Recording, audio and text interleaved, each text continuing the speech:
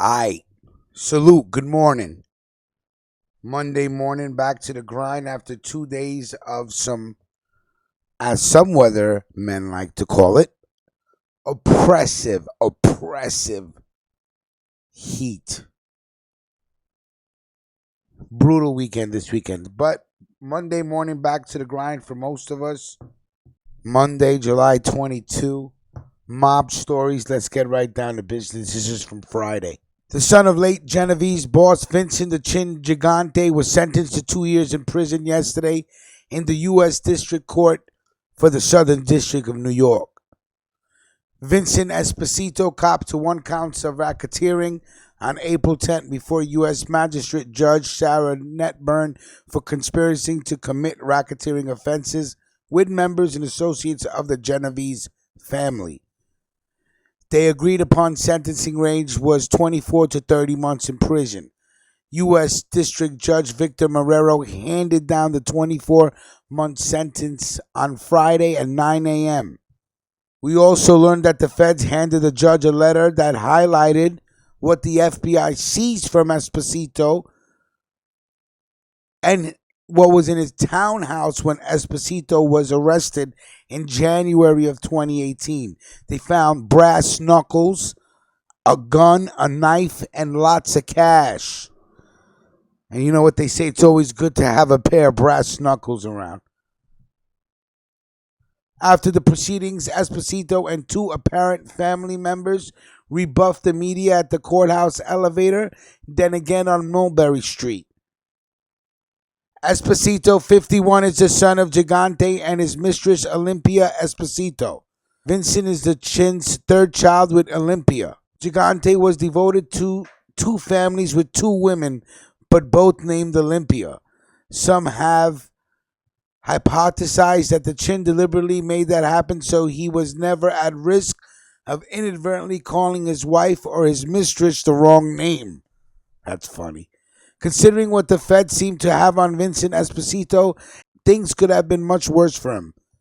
The case involved confidential informant Vincent Fife, Chin's nephew, who wore a wire on his uncle's mob pals and supplied key evidence that prosecution used to indict Gigante's youngest son, Vincent Esposito, on labor racketing charges.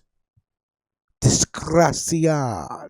For years, continuing until 2017, Esposito conspired with other members and associates of the Genovese family to commit a wide range of crimes to enrich themselves, including multiple acts of extortion, honest service fraud, and bribery. Among other things, Esposito directed the long-running extortion of a union official for annual tribute payments of more than over $10,000 and had a number of lower-ranking members of the enterprise collect money and convey threats to him on Esposito's behalf.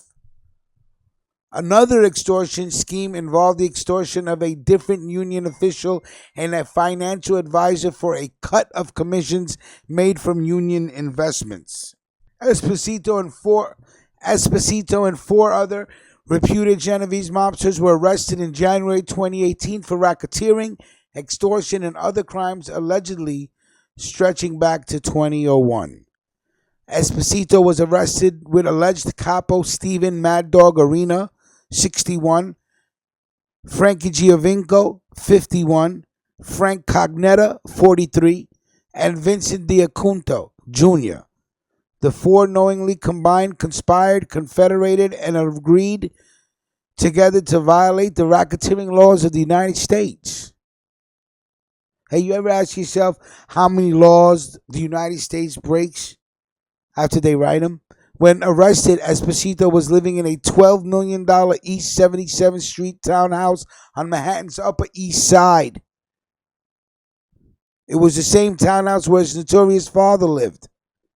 Inside the Tony residence, the FBI found the seized $3.8 million in cash. Wow, $3.8 million in cash.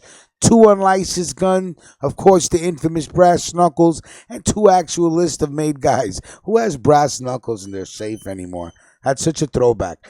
The feds fought to deny Esposito bail on the grounds that he is a high-ranking and influential member of the Genovese family who is willing to use threats of violence to further the enterprise, who also has the ability to follow through on those threats, and who maintains a network of criminal associates willing to make threats on his behalf. That was based on the nearly $4 million in cash they found at the residence. $3.8 million in cash. And where do you keep it? You keep it at home. You don't do that. You find a place to hide it. You don't fucking shit where you eat. You understand what I'm saying?